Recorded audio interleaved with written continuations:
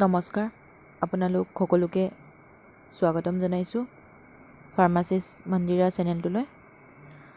আপোনালোকে মোৰ ভিডিঅ'সমূহ আগলৈ চাবলৈ মোৰ ইউটিউব চেনেলটো ছাবস্ক্ৰাইব কৰি দিব আৰু আপডেটসমূহ পাবলৈ কাষত থকা বেল আইকনটো ক্লিক কৰি দিব।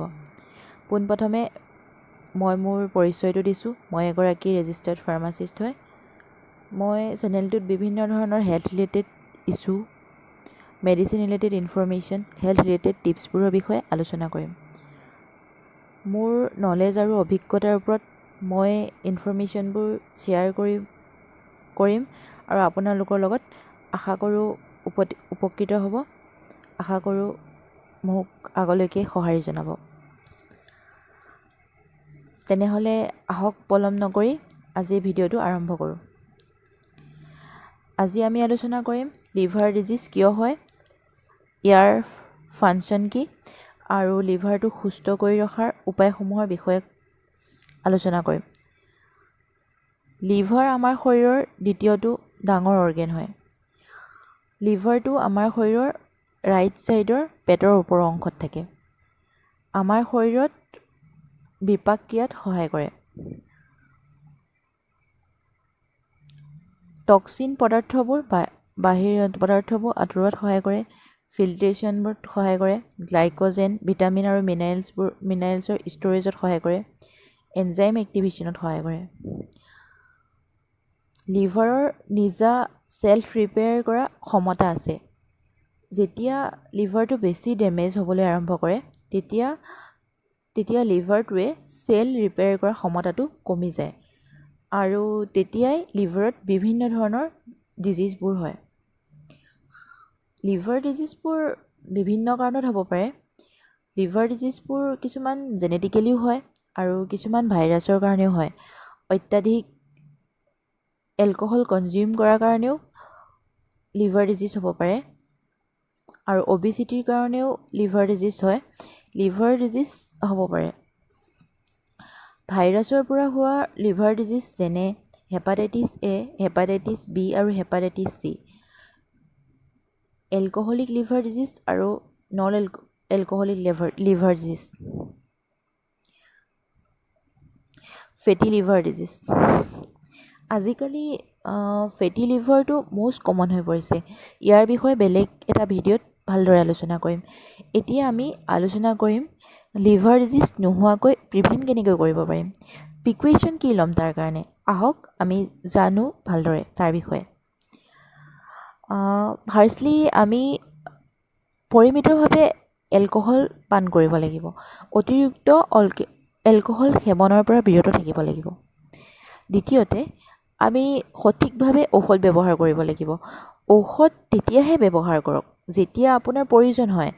ৰিকমেণ্ডেড পৰিমাণতহে ব্যৱহাৰ কৰক। কেতিয়াও মেডিচিনৰ লগত সুৰাপান নকৰিব।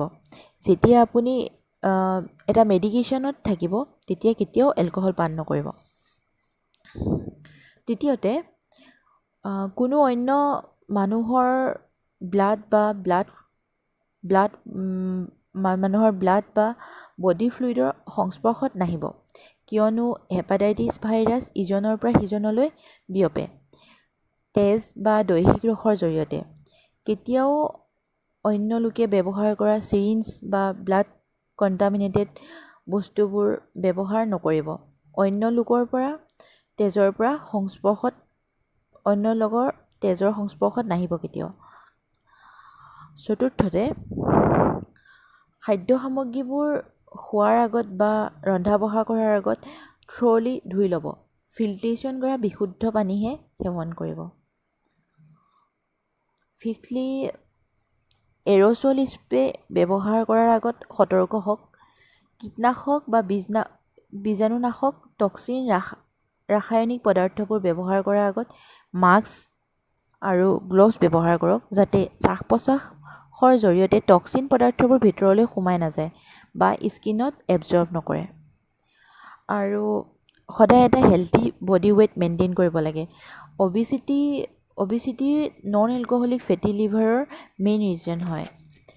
দিনটোত অতি কমেও 30 মিনিটছ হাই ইণ্টেনচিটি ৱৰ্কআউট, যেনে ছুইমিং, ৰানিং, চাইকেলিং, খোজকঢ়া বা য়োগা ইত্যাদিবোৰ কৰক আৰু ডিটক্স ৱাটাৰ ব্যৱহাৰ কৰক, এটা বেলেঞ্চ ডাইট লওক, পানীৰ কনজামশ্যনটো সদায় বঢ়াওক। লাষ্টলি ভেকচিনেশ্যন লওক সময়মতে। হেপাটাইটিছ ভাইৰাছৰ ভেকচিনেশ্যন ল'ব পাৰি। হেপাটাইটিছ ভাইৰাছৰ প্ৰিভেণ্ট কৰিবলৈ আমি আগতীয়াকৈ হেপাটাইটিছ ভাইৰাছৰ ভেকচিন ল'ব পাৰে। ডক্তৰক কনচাল্ট কৰক কেনেকৈ হেপাটাইটিছ ভেকচিন ল'ব পাৰি আৰু ইয়াৰ বিষয়ে জানক। Liver disease symptoms, risk factor, cleanness of liver, consumption, এইবোৰৰ বিষয়ে নেক্সট ভিডিঅ'ত ডিছকাছ কৰিম।